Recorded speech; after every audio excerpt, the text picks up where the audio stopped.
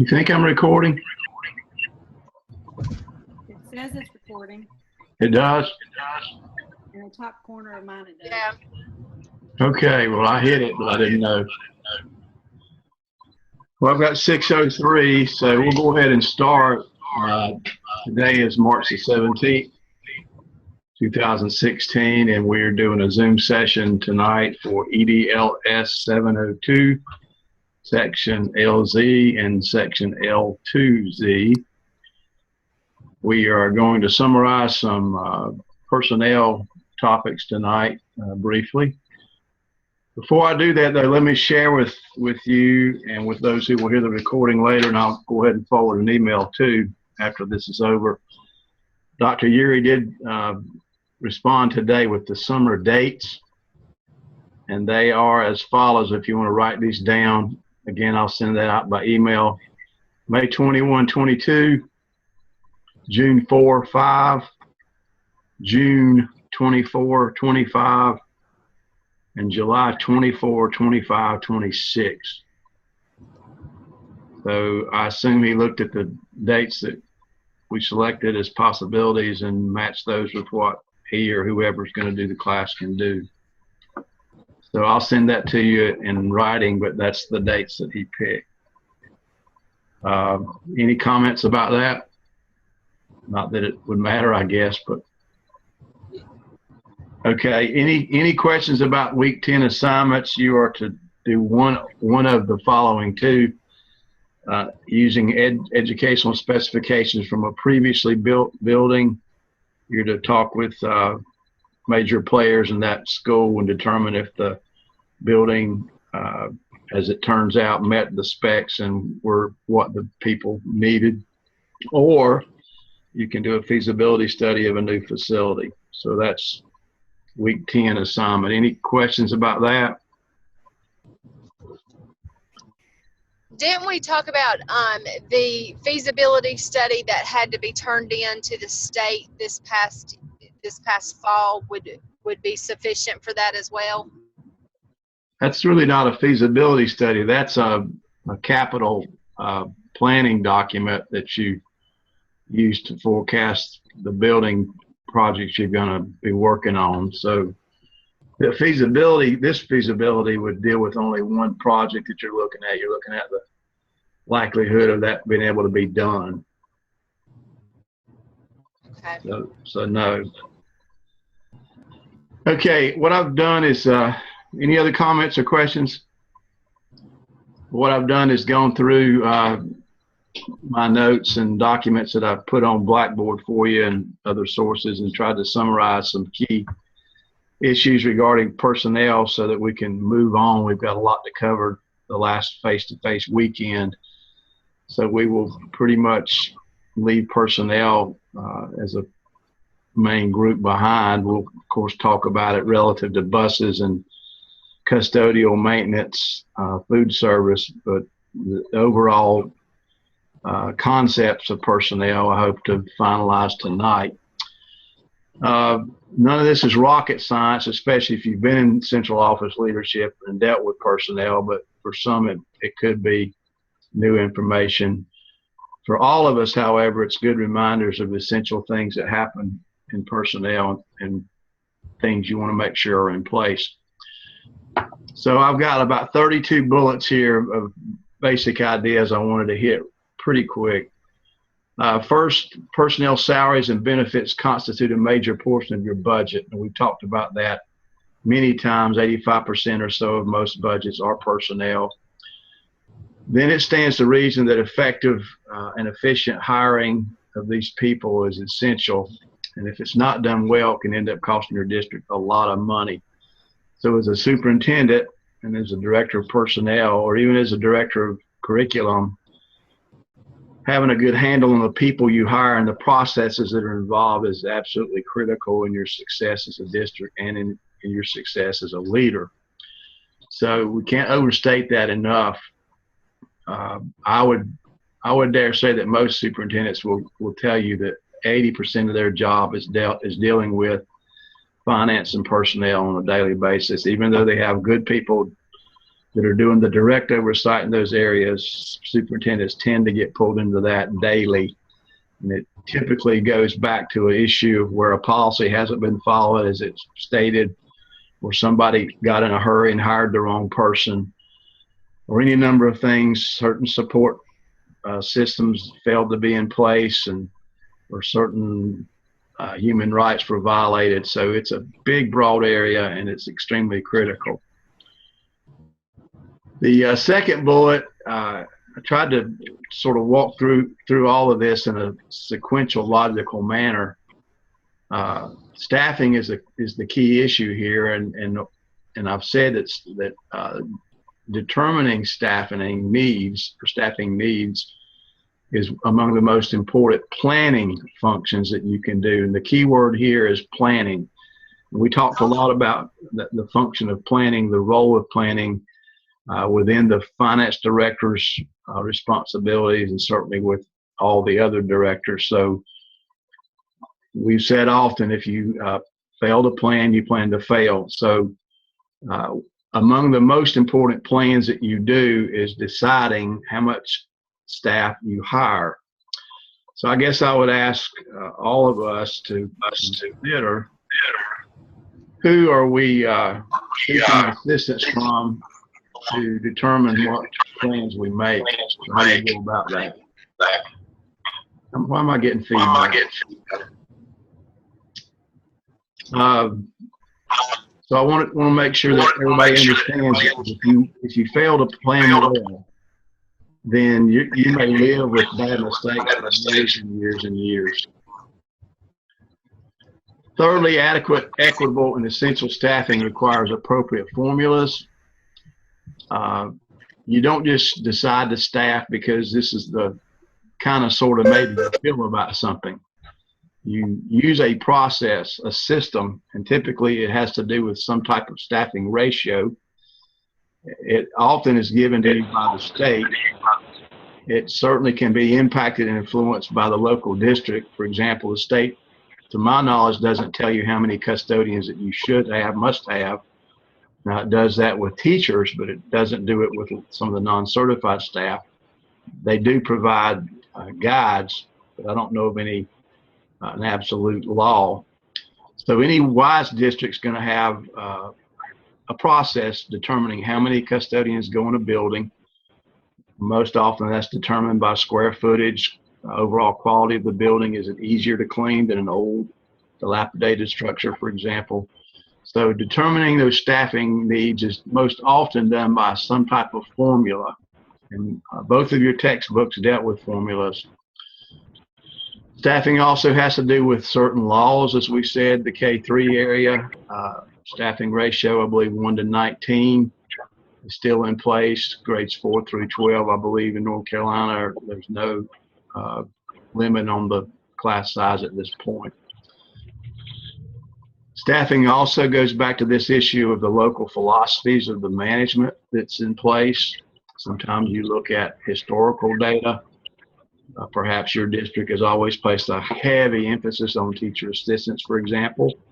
So although the state would allocate X amount, your district might decide to allocate X plus 20% amount. So utilizing formulas, utilizing the law that's in place, certainly adhering to any law that's in place, looking at historical perspectives, just a number of things. You determine how many that you hire in a certain position, number of teachers, number of assistant principals has become a big issue because the state funds so few of those, for example. So once you determine staffing needs, then you can go about this business of hiring new people, which comes in one of two ways. You're either replacing staff who have retired or left for some reason, or you are hiring staff in a newly created position. So it's important to know which of those you're doing, because depending on a recurring position or a new position will somewhat dictate how much communication you need to do, how much work you need to do with the board ahead of time. If you're adding a new position, that is not a surprise that you drop on your board. You have typically run that up the flagpole already. They understand the value of a newly created position. They're on board with you before you ever take a name, so on and so forth. So proper notice of new positions. Quite often that's done with a vacancy announcement posted in the central office. It's often done, more likely than not, with online postings. And what other ways do your districts, Faith or Carla, let people know there's a vacancy? Any unique ideas or ways? They Posted post on the online. Sometimes districts will, if it's like an assistant principal or director, for example, they will actually post ads in journals, school board association website, these kind of things. So getting the word out is important. I've also said knowing the budget source is absolutely necessary. You got to be careful. Sometimes inexperienced principals will make the assumption, we talked about this, that just because a person has retired or has left the district for another job, they assume that you will fill the position. So it's important that principals who are hiring check with the personnel director, whoever's in charge at the district level, to make sure they're going to fill that position, especially during tough budget times. Quite often, the district will make the decision, hold on hiring, let's see how things shake out over the summer. We may or may not replace that person, so that's extremely important. Once you decide you're going to replace, or as you decide you're going to replace the person, or you're going to add a new position, knowing where the money comes from to fund that is extremely important and an absolute necessity. And so then you look at the fund source and make certain that the people involved have the right budget codes. Then assuming we're going to post a position, it's important that an accurate job description has been created for all positions, and if it's done well, can be used as a filter to screen certain candidates. If you do the job description well, it will encourage those who are most fit for the job to apply, and it will discourage those who are least capable not to apply. So that's important. If it's done well, it can certainly be a good indicator of salary. It's not a legal binding document, but it should align very closely with the salary determinants that you have in mind, and then it can serve as a beginning point for evaluation. And I say that because if you have a poor performer, quite often they, especially non-certified, they will raise the issue that this was not part of the job description that you advertised when you hired me. So all those things lining up is extremely important. The job description, and the posting of the vacancy, then the interview process itself, which we'll look at shortly. So knowing where and how to communicate the vacancies, where you're going to advertise, if you're going to send it out to other districts, or you're going to put it in certain journals or magazines. Newspapers are sometimes used. Knowing what your budget is for those kind of efforts is extremely important. So don't spend money advertising if you don't have it in your budget. We talked about recruitment a little bit in our last weekend. Districts must have a clear plan of recruitment that includes who will search for candidates. Quite often, as we discussed, principals will be part of recruitment teams. They will go to job fairs. They become the face of the district, the voice of the district. So the common message is extremely important. What you're saying has to be accurate. You don't want your folks misrepresenting your district, over-promising or under-promising. So that's extremely important. So knowing who's going to communicate as you recruit candidates, what their message is going to be. They need to know the process and the hiring steps, because if they don't, then they're going to give misinformation, which makes us all look bad. I'm assuming all of our students in the class have a decent understanding of your recruitment process, the selling points of your district, the strong messages that you want to send, an awareness of the print material, the online material, the things you hand out. Sometimes you give little trinkets out, flashlights and key fobs and nail files and ink pens and so on and so forth. So knowing who's ordering those things is important. And people like to get stuff, so that those are all parts of strategies to find people coming to your job fair tables and to recruit strong candidates. I said in number 8 that good recruiting requires strong marketing skills, effective print materials, outstanding interpersonal skills. You do not want to send your most bashful, shy, intimidated principal at your most visible, important job fair.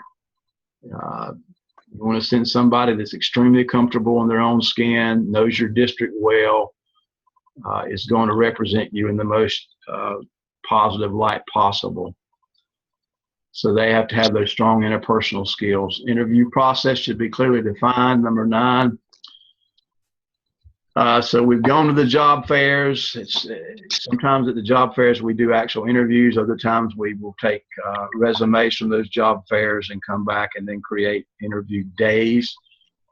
Understanding the process in total is important. Who's going to do the interview? Is it going to be a team, or is it going to be only one person?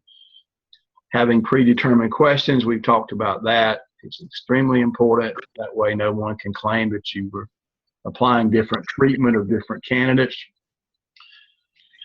You can argue from a set of questions that all people were treated with the same opportunity, and you view each candidate in similar manner in terms of their skill sets regarding what you asked. You need to be clear on how the follow-up will occur in terms of how you communicate with the candidate of choice. That one's an easy call to make. Congratulations. We are honored to select you as our next principal of ABC Elementary School. Likewise, however, it's important to call those candidates who were not selected to show a professional courtesy, to leave in their minds and in their mouth a good taste of your district. So hopefully you are very aware of those steps in your district of how candidates are notified once the interviews take place. Be very aware of recommendation forms following your selection. Then there's a process of, now we have decided who we're going to hire. How does that proceed? Typically, there are recommendation forms that the principal or director will fill out. That gets typically a signature of that person's boss and eventually makes its way to a board meeting where the board officially approves that hire. So make sure that people that are involved in this interview process know those steps very well. Number 10, we begin to move from the fact that we've now got good people hired. They're part of our team. And now it's important not just to hand them a set of keys and say, good luck, I'll check with you at the end of the year. That's the worst thing that we could do. So we begin to think about an initial orientation and then support throughout the year. So frequent communication, number 10, is essential to ensure a smooth and successful beginning and steady progress in the job. Performance monitoring, number 11, and documentation of progress or the lack thereof is essential. All of you in your respective roles understand documentation extremely well. And although we understand it, it's often surprising how poor documentation is done sometimes. And the only explanation I have is that people just get very, very busy, intend to do a better job, but for some reason fail to document as they need to. And when a non-renewal occurs or a termination has to occur, then we're left with egg on our face because we've got poor documentation. So that's extremely important. But as important, perhaps more important, is that you want to treat people in a manner that they can be successful. Your goal is not to, aha, I got you, and catch them doing poorly, but your goal is to help them to grow daily and to be a good employee. So having a level of support in place is extremely important. That new employee, knowing who supports them, knowing what's expected, knowing who they report to, knowing how they'll be evaluated, all those things are extremely important. So you as a leader, a district level leader, if you're not doing it directly, you need to make absolutely certain that these kind of processes are in place. Don't assume that new people are being supported. Make certain those support levels are in place. North Carolina and perhaps South Carolina as well. For our South Carolina students tonight, we have a strong new teacher induction program that's required the first 3 years. Even though it's required, however, the level of quality certainly can vary from district to district. So one of the most important things your district can do is to make sure that your new teacher induction program is extremely strong and viable and substantive. You don't want any fluff. You want to make sure that it's what it claims to be. If it's not, then when you get to the end of a year or 2 years or 3 years and you face non-renewals, you can be assured that those people are going to point out your induction program did not strengthen me here in part A, part B, part C. And so my lack of success is due to your lack of support. You don't want that to come back. So having that strong induction program is extremely important. At a time the state were paying mentors. I don't think that's in place now, but it's still important that you provide a stated mentor to all of your employees. And I would go so far as to say not just your certified staff, but your non-certified staff need to know a mentor of sort that they can go to. Evaluation is extremely important in terms of personnel. There's a balance that has to take place. You don't want people to think that you're looking over their shoulder every minute of every day, but they do need to know there's some accountability. They do need to know there's support in place. They do need to feel encouragement. They do need to have just a bit of pressure to perform well because we all as people rise to expectations. So you need to maintain those high expectations. And you need to make sure, number 12 here, that all your supervisors, principals, directors, etc., understand the evaluation processes that you use. So if you're a new superintendent going in or a new director, do not assume that evaluation processes are at the level that they need to be. You hope they are, but don't make that assumption. Check it out. Make certain that the right things are in place and that they're being carried out. What we say sometimes is not what ends up being what we do. So it's important that the say and the do align. I've said performance issues become problematic. If they should become problematic, there needs to be evidence of support, monitoring, communication, evaluation, guidance. All those things are important. So documentation, again, is extremely valuable. Growth plans. Most all districts will have a process of putting an employee on a growth plan. And that's not necessarily meaning they're a bad employee. We all need a growth plan in terms of professional growth. The kind of plan here I'm more interested in is if you have to have a performance issue addressed, then you certainly need a very clear growth plan that has detail and clarity regarding expectations. And always follow up those kind of conferences with a letter, putting your expectations in writing, what you talked about, what you expected to happen, a timeline in place of when they need to happen and when the improvement is expected. Number 14, make certain your direct reports who supervise employees understand various employment laws. We looked at fair labor standards last week in our Zoom session. Sexual harassment can be a very expensive issue if you lose that in court.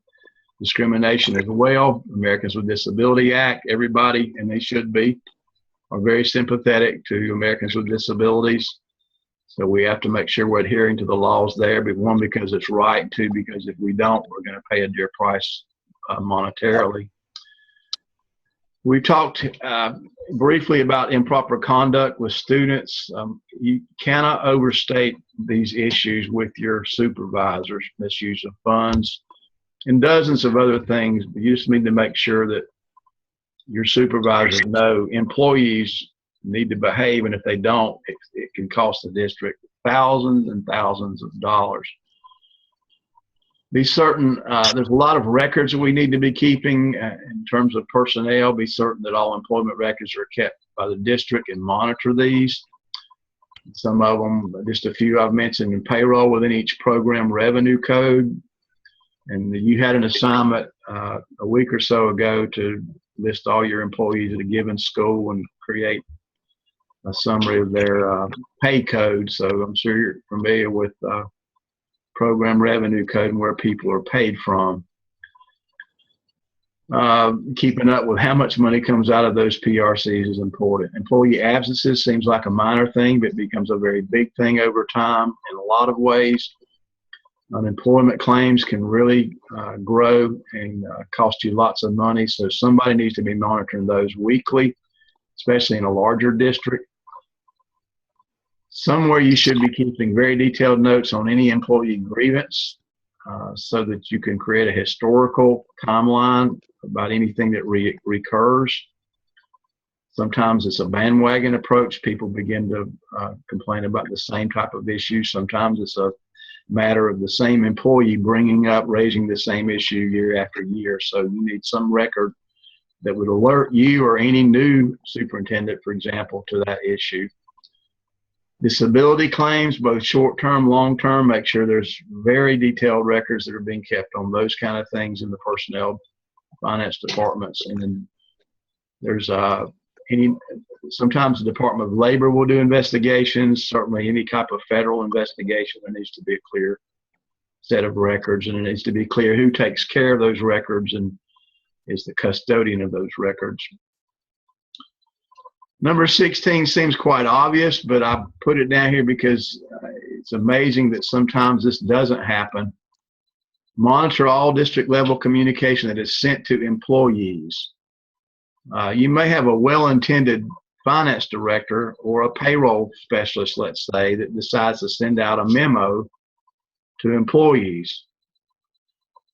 By all means, make sure that somebody reads that memo as a pass-through and an approval part so that the finance director, the personnel director, and the superintendent know what we're sending out to our employees. If you don't do that, sometimes they get into a habit of putting a note in their little, used to be when we had all paper checks, they would put a note in the pay envelope, and if you're not careful, they begin to use that for minor issues. Worst case scenario, somebody gets upset about an issue and decides to remind employees of a certain policy, and they send it out with a tone of anger. So the caution here is anything that leaves your office, district office, to your employees, and obviously this would extend to any communication, but for our purposes tonight, we're talking about personnel communication. Make certain that that is an approved message that the superintendent, finance director, personnel director all agree that needs to be going out. If you don't do that, you're going to be embarrassed at some point and wonder how in the world nobody checked this message before it went out. So just common kind of sense there. I've also taken the opportunity there to say, make sure your school sites also have some process for the way they review communication that goes out to their employees, and more likely at the school level, communication that goes out to parents. Worst thing we can do, one of the worst things, is to send out a memo to parents and have misspellings and poor grammar. Because the first reaction they're going to have is, well, I'm really impressed with the quality of instruction in this school. They can't even send out a letter without errors, so that will get you every time. Therefore, make certain that your teachers know communications that go home need to be proofed by somebody, that's a good reader and a good editor, and so on and so forth. Any comments or war stories about any of that stuff?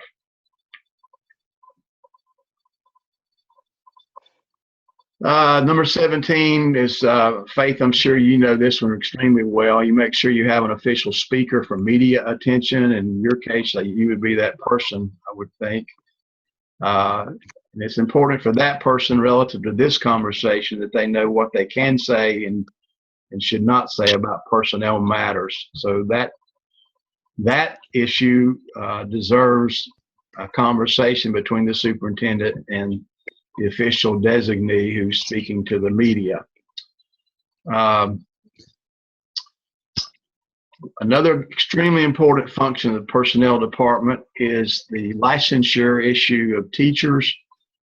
You absolutely need to make certain that whoever is your licensure specialist knows their stuff.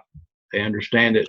They have clear connections with Raleigh, DPI, for our case in North Carolina, and other states, their district or state level leadership.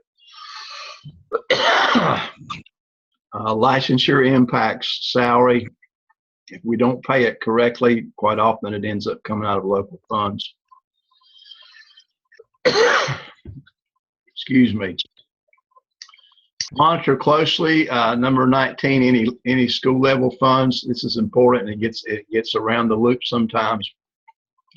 Teachers, or excuse me, principals, for example, will get Title I money, so they'll hire, let's say, a half a dozen reading aides after school or during school to work with small groups of kids. And if you're not careful, they will not have followed appropriate hiring procedure. Payroll won't know that they've hired somebody until the checks are supposed to come out, and then suddenly that part-time reading teacher doesn't get a check. They're calling to the central office to finance. Why didn't I get a check? All the while, somewhere along the line, personnel has failed to, or the principal has failed to communicate to personnel that I have hired a reading tutor. And, oh yeah, I forgot to tell you, but I've hired 4 of them. So it seems like it wouldn't happen, but it does at times. So make sure your principals know to use the same hiring, interviewing forms that we would use at any district level hire. And then payroll doesn't know it, they certainly can't pay. So all those things need to be in place. Seems like it couldn't go wrong, but it does because we fail to communicate. Number 20, deal promptly with employee issues at the lowest level of supervision possible.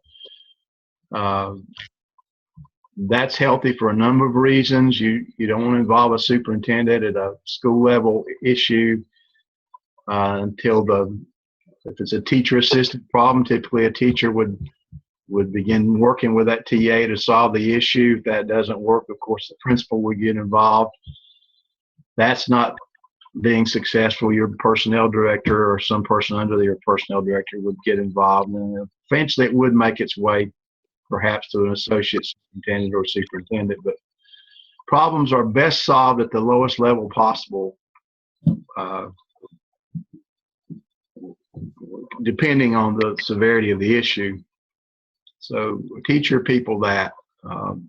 Allow people to deal with their own issues and problems as much as the leaders to deal with their own problems as much as possible. 21, we talked a little bit about this at our other class meeting, that it's important to make sure employees know if they're exempt or non-exempt. Non-exempt employees, of course, are subject to the overtime obligations of the district. We used this term last weekend when we met, the term suffer, which means to allow with your knowledge. Don't suffer non-exempt employees to work through lunch, work after hours, work on things at home, unless you intend to pay overtime and keep good records and take care of that, or issue compensatory time at a rate of 1.5 times. Please recall, if you do comp time, once you get to 240 hours, you have to pay that person out. So that's pretty expensive. Let's say they're a nominally $10 an hour person, but 240 hours suddenly is is a $2,400 bill. And keep in mind the 240 is actually 160 hours that are multiplied by 1.5. So you've just spent a lot of money because you didn't control the overtime. Often it starts out as a nice gesture on the employee's part. I'll be glad to work over. We have too much to do, so count me in. I'll help you out. Before you know it, you've allowed 15 hours here and 5 hours this week and 8 hours next week, and you've got this long balance that you can't control. So keep a handle on those things. 23, know what your upper level principals are doing with, when I say upper level, your middle school and high school principals are doing relative to their coaching positions. This is the most frequently occurring area where we hire. We will sometimes hire people who are employed already as a custodian or a teacher assistant. Then you immediately have this issue of overtime if you're not careful. There are ways to clearly show that they're volunteers, but you need to involve your personnel people, directors, finance director, to make sure that's done well. 24, if you do have to terminate, make sure you follow policy. Make sure you have adequate documentation. Certainly get advice from supervisors, legal counsel, maintain confidentiality. I can't stress that enough. If word hits the street that you've been out talking about an employee, it damages your case severely. So practice extreme professionalism, avoid the temptation, no matter how badly they may be trashing you in the community as a leader, you cannot discuss these issues out in public. Maintain that confidentiality. Make sure the documentation is extremely well done. There's nothing worse than going after an employee that needs to be fired and failing at that objective because the documentation is weak. It ruins your credibility, and it's just a bad action for the whole district.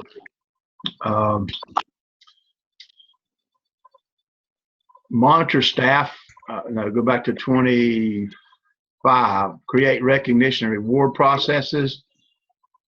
You just can't beat making people feel good about the jobs they do. It's extremely important. Everybody likes to feel appreciated, so make sure your district and your schools have legitimate, meaningful processes in place to recognize effort and achievement. Don't overcompensate in terms of praise, because praise that's not earned or warranted, it's pretty useless over time, and people figure that out. But legitimate praise is absolutely important and necessary and should be done. Make sure that you are careful to praise the right people, by the way. Nothing worse than praising somebody that to the other members of the group are the team lazy or the team backbiter or whatever you want to say. You make sure you're getting the right people and keep up with that. Some people don't keep up with who they highlighted, and if they're not careful, they tend to go back to these same people, while you have others that are sitting there doing good jobs who never get recognized. So be intentional about it and keep good records on how you recognize your people. Monitor staff turnover, determine any concerning trends. Go back to 26, be visible. I know that's common sense, but it's amazing how busy we get, and that's the first card people grab when they criticize you as a leader. I never see them.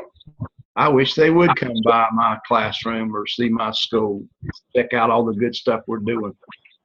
Eliminate that criticism by being extremely visible, being intentional. As busy as you are, you have to make a plan for that. Keep a record of who you've seen and who you've not seen, and be very intentional. But it pays dividends when you're visible and when you respond to communication. If there are concerns as you go about your walk, then certainly get back to people in a timely manner. That increases your credibility. It solves problems early, and it will make you a more effective leader. 28, it actually comes up quite often that personnel people and finance people have strained relationships because they work so closely together. It's extremely important that you monitor that. I've called this interdependent tasks. There are a number of things that they both handle a little bit. Sometimes who issues insurance and who monitors insurance payments, for example, would be a mixture of both teams. Just a number of things cross the line between finance and personnel.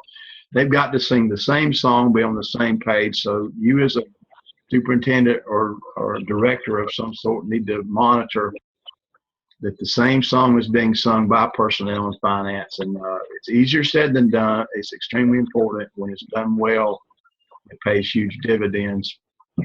29, make sure your school treasurers know what they're doing, that they understand how to purchase. And I gave you the example in the last class, weekend class, about the business products that were ordered.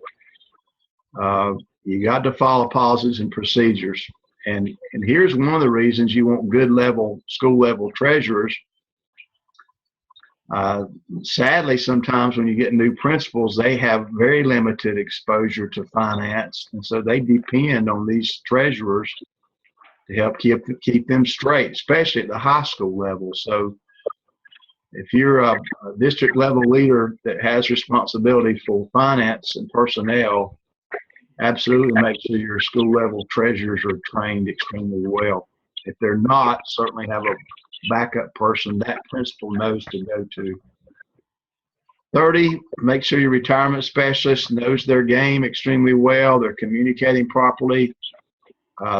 These folks, these employees of ours have worked faithfully and hard, sometimes for 35 years, and they suddenly decide, I'm going to retire. It's extremely important, and would be rather cruel not to give them exactly the right information. So I shared with you that sometimes I wonder if that's done as well as it should be. So keep that in mind, and determine some type of auditing system for your district to know what key people are telling your teachers and your employees. Make sure their message is accurate and clear. 31, evaluate salary grade charts, especially in the summer if the state does new raises. You're going to be faced with the task of reconfiguring your salary grade charts, making sure non-certified and certified, for that example, are on the right chart. So keep that in mind. Make sure somebody's doing that well. It needs to be approved by the board. And obviously, there's a long process behind the scenes with your computers that have to be reconfigured, and a computer only does what you tell it. So a number of players involved in that. So make sure your salary charts are upgraded correctly. I've also said that, especially if you're a new superintendent, review administrative salaries somewhat regularly to make sure there's rhyme and reason for the range of salaries. As you do that, you keep in mind their responsibility level, their experience, the challenges that they have, so on and so forth. What I typically would do is take all my district level leadership, principals, and principal office staff, and I would rank their salaries from least to highest. And then I would look at it and I would just ask the question, does this make common sense? Does it make sense that a 25-year veteran with more responsibility makes less than this fourth-year principal down here with 1 degree less? So there are telltale signs that you pick up if you rank it. To rank your people, I'm not saying it's easy to fix, but if you've got an inequity that's pronounced, you need to begin efforts over time to fix those issues. And the only way to do that is a good salary review. You need to monitor your process for timesheets, especially with non-certified timesheet people. If they're in a combined job, like a bus driver is also a custodian, a cafeteria worker, also a bus driver. Sometimes you'll have a cafeteria worker who works at night as a custodian. Make sure that there's no overlap in the times that are listed on the time sheet, not dual pay in the same hour. And then make sure your finance department is applying a blended pay rate for that overtime if there is. Just a couple more tidbits I've mentioned. Don't allow school property, school equipment to be used by employees. That's, believe it or not, quite often done. Somebody needs to borrow a VCR or a big piece of equipment, a backhoe, etc. Don't do that. It's not worth the heartache that it's going to cause. And then the last thing I've mentioned is practice shared leadership at your school and district levels. We all know that an autocratic leadership style where more of a dictatorship does not work anymore. That's not to say there won't be moments when a leader has to say, for health and safety, this is what we're going to do. There's no debate. It is to say that quite often you can and should involve your people to help make decisions. It creates ownership. It creates buy-in. So involve those people in decisions, and you can do that better if you create committees and task groups that are charged with helping you run this district or run the school. Create a framework of governance is the way I would describe it. If you're not doing that, you're missing out on some real talent on your team. So you need to look at how you organize your departments or your district levels or your schools and make sure you're using your people and profiting from their expertise. Now, the last thing I've listed are some of the resources that I load on Blackboard throughout the semesters thus far. Weekend one, there's a chart of accounts manual that you have. There's a salary audit document. And all this is related to personnel.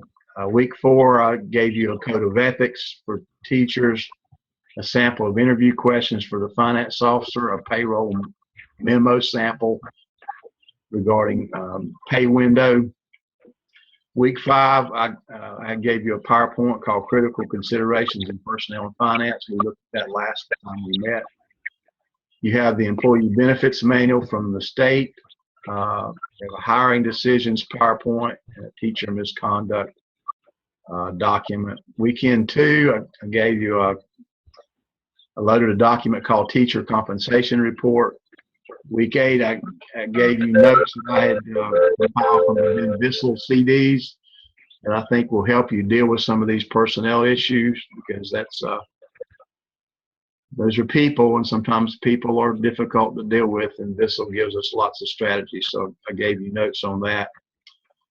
I think you covered that in your 700 course. Those are just notes I thought might be helpful. And then week 9, I've given you a manual regarding job classifications for non-certified people. And then I gave you a sample of interview questions for maintenance positions. So the point is you have a number of resources, and certainly with Google you can go find dozens of more, but a smart leader will find good resources and certainly make sure that they're dependable and trustworthy and helpful to their job, and they won't depend on just any weak source of information. So personnel is extremely important. If you don't have the right person directing your personnel process, you need to get the right person, and that may take a little time, but it's worth the effort. And your finance people and your personnel people need to work together closely. And, as the law says, as it goes, there's no excuse. Ignorance is no excuse when you break the law, and that's very much true with employment law. So I hope this is beneficial and will help keep all of us on the straight and narrow when it comes to hiring good people. Our people make or break us. Any comments or questions? I don't have any. Okay, so we'll meet face to face. Just a reminder, April the 2nd, we're going to meet at Stewart Kramer High School at 9 o'clock. Jeff Booker will probably send out some directions at some point that I'll either forward on or he may send directly to you. Certainly, if you have any questions about that, let me know. We'll be back on campus Sunday, April 3rd at the main campus, Gardner Webb, for our day on April 3rd. Thank you both for tuning in, and I hope the rest of these folks will hit the link after I load it. Hope you have a good week. All right. Thank you. Thank you. Bye-bye.